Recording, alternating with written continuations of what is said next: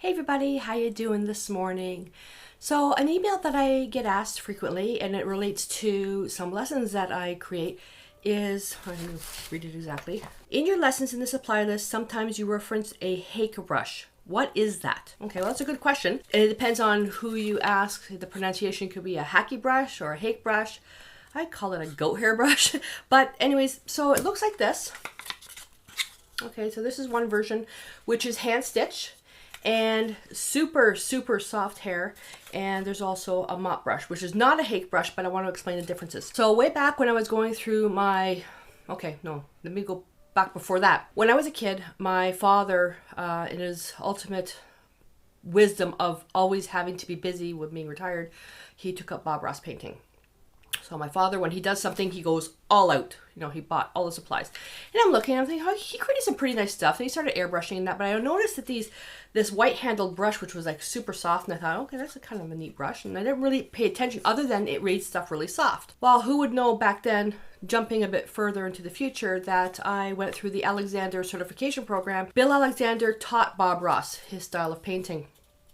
And it was the brush that made everything super soft, the clouds, and just made everything from going from hard edges just to really soft. And the key with using this brush is just tickling the tip of the bristles. Okay, you don't get the whole thing, it's just the tip of the bristles. These brushes though are notorious for shedding hair because they're hand stitched. You can get ones with the metal ferrules on them, but you just lightly go through it.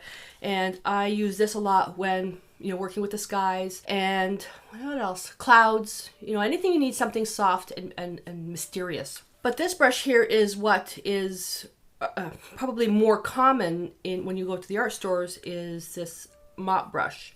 And it's a big fluffy brush and it's curved, so it makes getting that tip much easier. And I just realized I was looking at the monitor, not in the camera, so I'm really sorry. So again, you just tickle, so you're just getting the edge. Okay, you're just tickling, and to make things much softer. You can get these in different sizes. That's what a Hake brush is, aka goat hair brush. They're not expensive at all. They're really quite economical.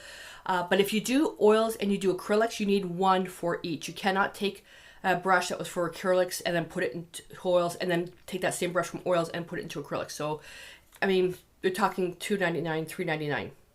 That's what I spent on it, Canadian. Anyway, so I hope that answered your question, and keep the questions coming.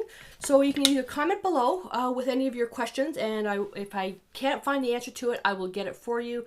Or you can go to artplace.ca and you can click the contact button and you can send me your question there. Give me a thumbs up if you learned something from this video, and don't forget to subscribe to my channel if you haven't already. And if you have, thank you so much. Alrighty, so until I see you in my next lesson, stay inspired.